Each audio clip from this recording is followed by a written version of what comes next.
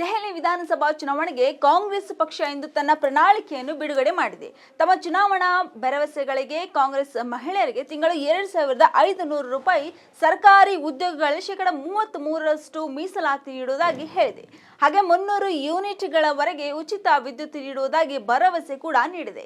ಕಾಂಗ್ರೆಸ್ ಪಕ್ಷವು ದೆಹಲಿಯಲ್ಲಿ ಅಧಿಕಾರಕ್ಕೆ ಬಂದ ನಂತರ ದೆಹಲಿ ನಿವಾಸಿಗಳಿಗೆ 25 ಲಕ್ಷದವರೆಗೆ ಉಚಿತ ಚಿಕಿತ್ಸೆಗಳನ್ನು ನೀಡುವುದಾಗಿ ಭರವಸೆ ನೀಡಿದೆ.